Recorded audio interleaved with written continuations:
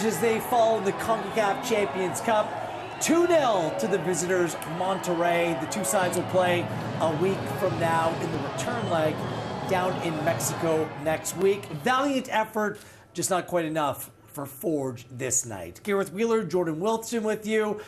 Christian Jack will join us in a few moments' time as well. Monterrey win this one 2-0.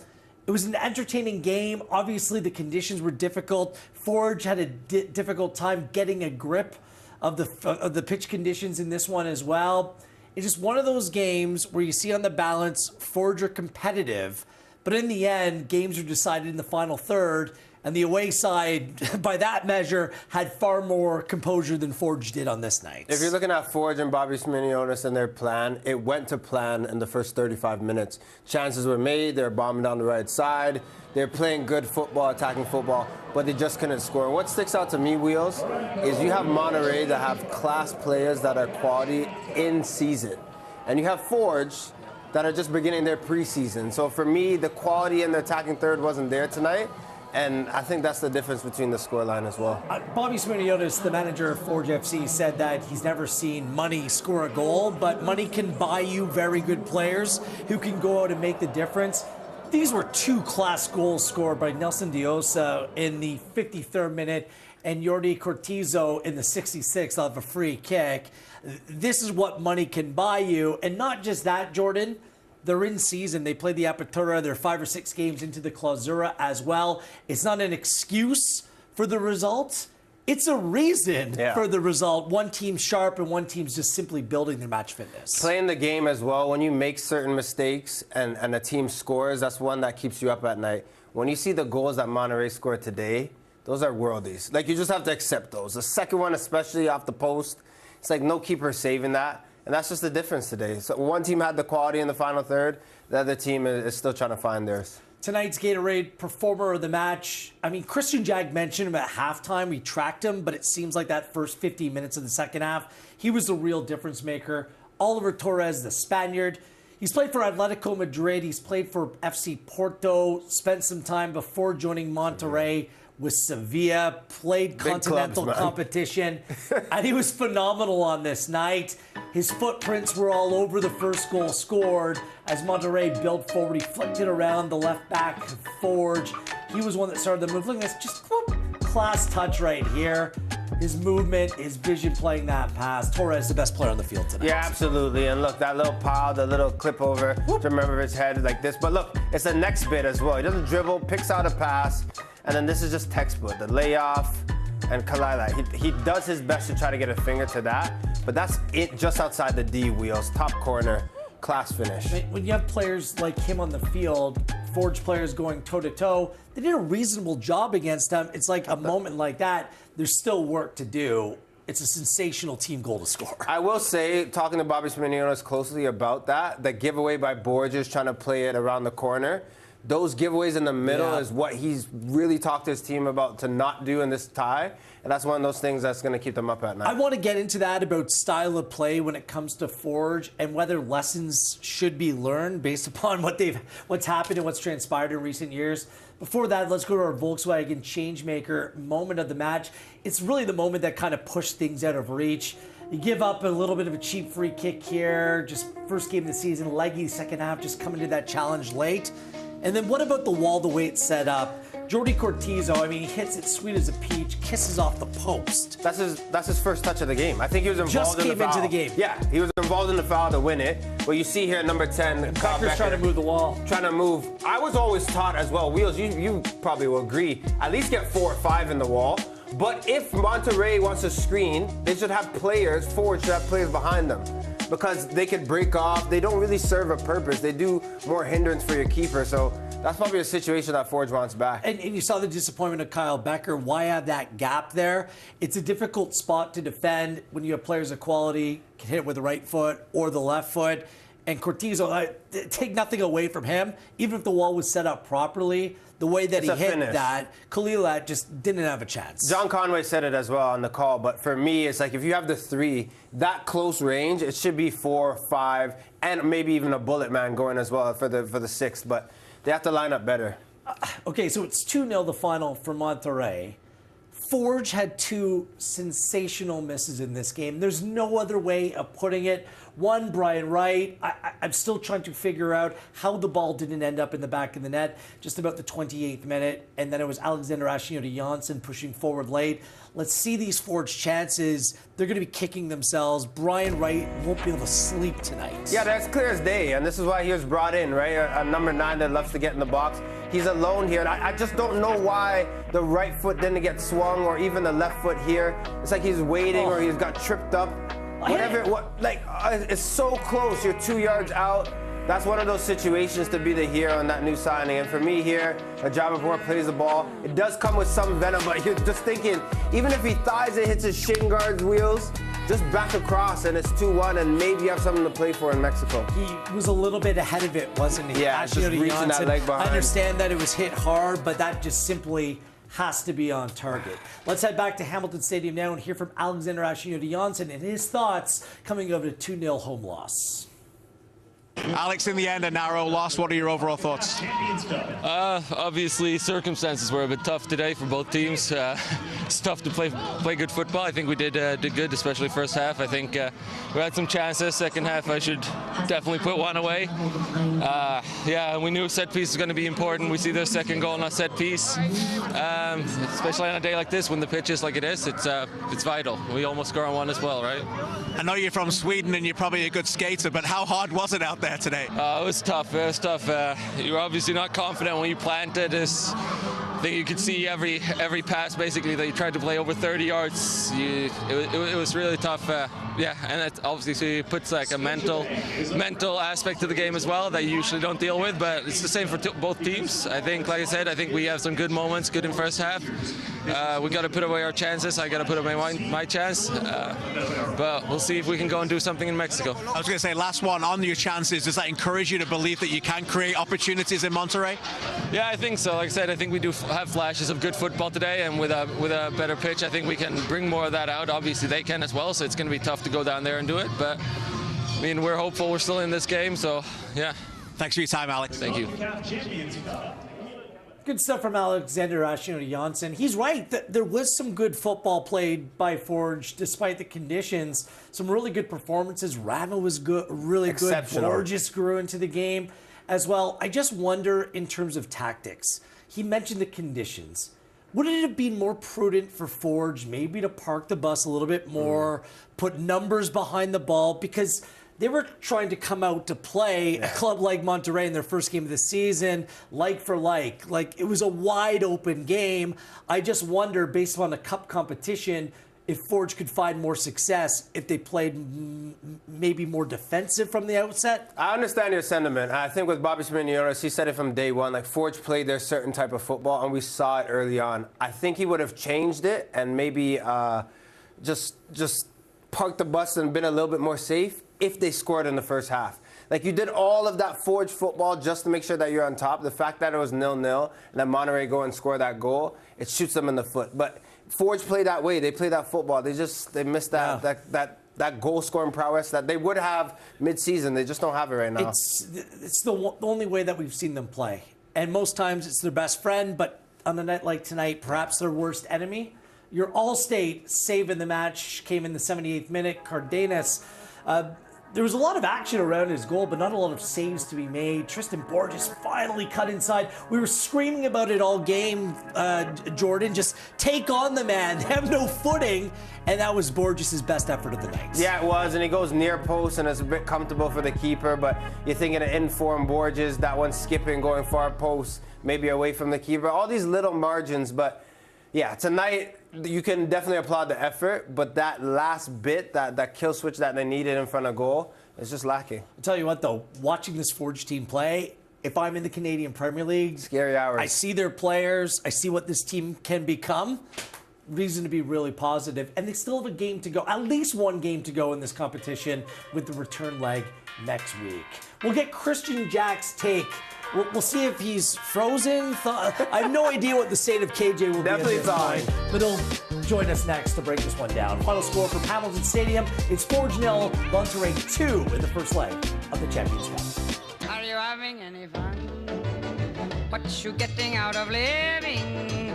Who cares for what you've got if you're not having any fun? Are you having any laugh? Are you getting any loving? If other people do, why can't you have a little fun? And have a little fun. Canadian soccer fans, we're different. We cheer on the Reds while cheering out our motherlands and each other's lands. Soccer is in our hearts. Our roots are on display. Not to divide, but to unite. Because to us, soccer's more than just a game. It's who we are. From coast to coast to coast, it connects us all. Cheers to us. Cheers to the game. This isn't your first time flying to show support for your team, but it is the first time you use the wrong kind of paint. It says here you could try mayonnaise. WestJet, where your story takes off. For generations, we've put more goodness in so you get a whole lot more out of every single delicious egg. A lot goes into a little at Burnbrae Farms.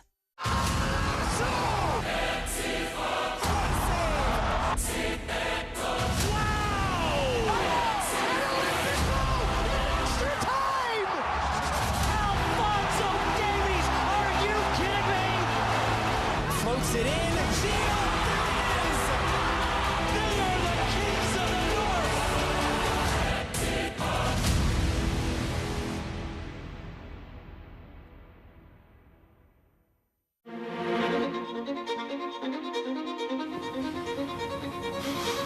North. Do we really have any choice at all? Everyone has a choice, and every choice has a consequence. Which do you choose? Life's full of tough choices, isn't it? How do you choose?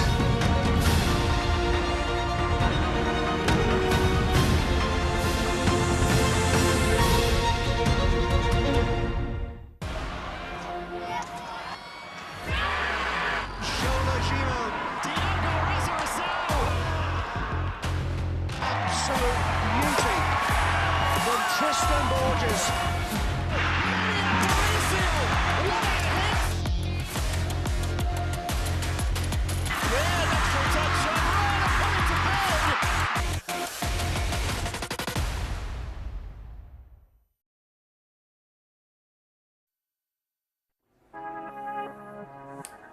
Here's a look at your full-time stats. It was a night to tread heavily, not tread lightly, and really 19 shots, plenty of action created by the visitors Monterrey.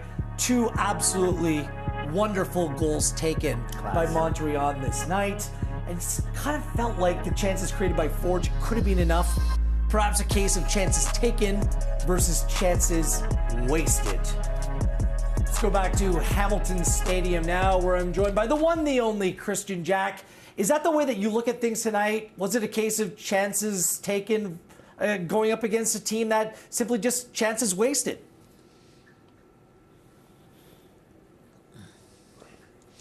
Yeah, I think that's a fair summary, Wheels. You know, I stand here now as the stadium empties and the fans are just, you know, just leaving and going back home, and fantastic to see some Monterrey fans who actually made it out here to Mexico that we'll see next week. And just in admiration, first of all, of the teams that were able to put on a game in that standard. You know, you heard my interview there with Alexander Ashnil-Jonsson, who said how difficult it was. And I think these players speak in a positive way. They're not excuses, they're just realities. So if they're going to talk about realities on the surface, let's talk about realities from a big picture. And ultimately, you know, this is a Forge team that have played 4 preseason games in the off-season against the Monterrey team with a payroll, 40 times as much. That's putting on a player in Canales with over 400 appearances in Spain in the last 15 minutes, and Forge are putting on a player who played in the university in U Sports last season. The gulf in class is enormous. Yet, as you alluded to it, Forge had opportunities. You know, Brian Wright had a golden opportunity to make it 1-0. Alex Ashnodi-Johnson, a great opportunity at the back post. There were others.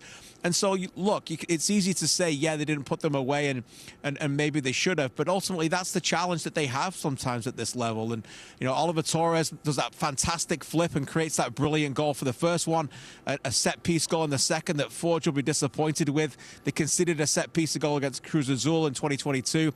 Last year in the first 10 minutes in Guadalajara and again here.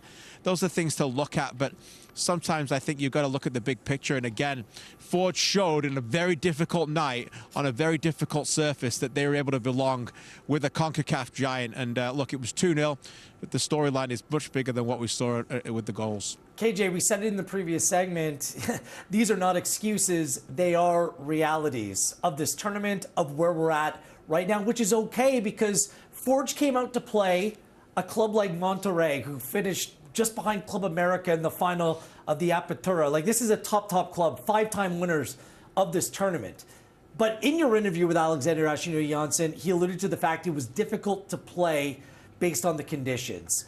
Based on that, the time of year, the golfing experience or the level that they play at, do you think that maybe perhaps for these CPL clubs there needs to be a bit of a rethink? Because perhaps if you play things a little bit more safe, play more defensive, just really focus on playing on the counter, maybe a different result can come about that way. What do you make of this? Because simply put, this is the way that Forge plays, game in, game out, and it doesn't seem like they're willing to change.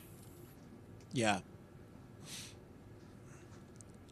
No, they're not going to change. And you alluded to the word there. You said maybe. You know, there's no definite route to success. You know, flip a coin. They could have parked the bus tonight and lost 2, 3, 4. And then it's like, hold on, we'd be having that conversation where it's like, why weren't they authentic to themselves? Stick to what you've got. And I think ultimately, Bobby Sminiotis, Jelani Smith, Forge Football Club, Kyle Becker, all the way down, no matter the changes, they believe that the path to success is to playing football like that. And when you lift 6 domestic honors in 6 years, how can you argue with it? And we could have been saying, as I said, Brian Wright could have put the ball in the back of the net in a 1-0 game there in the first half. So I understand the sentiments. I just don't think it's ever going to happen here. And I admire that, you know. Mm-hmm. It's a night where, let's be honest, most people in their homes around here are going to bed. We're still talking about this beautiful game on a freezing cold February week, midweek night. You know, we're tough here, you know, in Canada. We got the game. You know, it's one of those where it's like CONCACAF plays this tournament right now for a reason.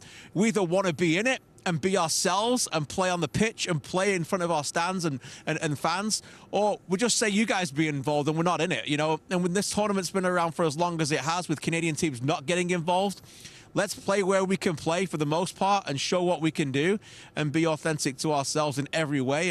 And Forge stuck to that game plan tonight. Look, it's not ideal. They got a very difficult trip again in 6 days' time to try and go out there and play like they did in Guadalajara, but they'll be better for it again, as you alluded to, and there's some signs there that I think other CPL teams will look on and go, boy, oh boy, they've already got a big advantage over us as the season starts April 5th. I love it from Smirniotis. There's a confidence, a brashness about trying to go toe-to-toe with teams like that, and I think long-term it pays dividends. Really quickly, KJ, I thought there were some real positive performances from Forge players. Who caught your eye on this night? Well, I thought Rezat Rama was very, very good defensively and going forward. And what they do in challenging their defenders here is that it's not just a defensive responsibility. I think where they played the width really well, he ran inside the channels, was excellent. I didn't know if Alessandro Hajabapur could go 90 minutes. He's played 45 minutes in a spring training friendly game in Orlando for the first time. He's only done that since November. He went 90 minutes. I thought he was pretty strong as well. And you know, ultimately, I thought Nimick played well. You know, I thought Dan Nimick had a good game. It was obviously highlighted at halftime with that difficult run that De La Rosa had behind him, but there was issues there with Brian Wright not holding onto the ball as well. But I thought his distribution from the back was excellent. And as I mentioned at halftime, a shout out to Kyle Becker, who I thought was very, very good in understanding the conditions, playing one-touch football, and in the end, you know, ran out a bit of gas. But as I said, overall, a lot of good performances from Forge. They'll be disappointed they're not pretty much in the tie anymore, but But again, they stuck to their game plan, and exciting. It's exciting that they were able to go toe-to-toe in many regards. And hopefully when we're talking about this again tomorrow, Cavalry will be able to do the same against Pumas as well. Brilliant stuff, KJ. We'll see you tomorrow night in studio, where I believe it's much warmer than where you're standing right now. Thanks, KJ, for that. Tomorrow, well, we'll get to tomorrow night. But first, Forge will play the second leg in Monterrey next Tuesday night.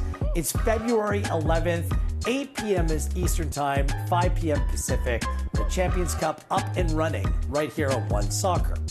Coming up next, we'll look ahead to Cavalry. They will be playing tomorrow night against the Mexican giant in their own right in Pumas. Oliver Platt on location. He'll bring you up to speed to everything to deal with the North Star Cup winners. Final score in Hamilton is Forge 0, Monterrey 2 in the first leg.